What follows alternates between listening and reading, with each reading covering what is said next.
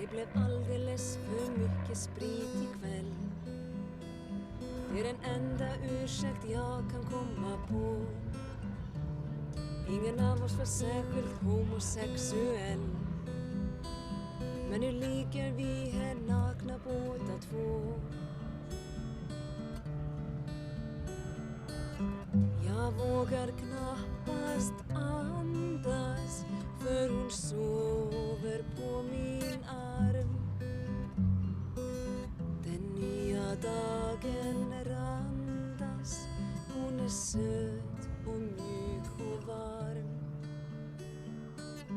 Hur ska jag våga tänka på hur hon rörde nyss vid mig? Hur ska jag våga fatta att jag just har knullat med en tjej? Jag kan inte neka till att hon är snygg. Hon kan få varenda kille här i stan. Men nu ligger hon och sover sött på rygg intill en utmattad och nyfrälst lesbian. Jag vågar knappast andas, för hon sover på min arm.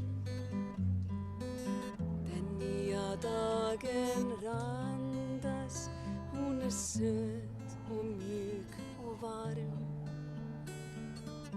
Hur ska jag våga tänka på vad som hänt här i min bädd? Hur ska jag våga tänka alls utan att bli rädd?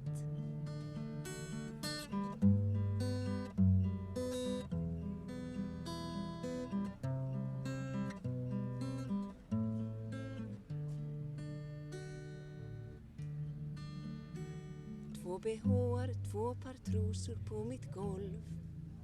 Allt är annorlunda, ändå likadant. Vad min mamma tycker spelar ingen roll. Jag ska vakna upp imorgon och vara glad.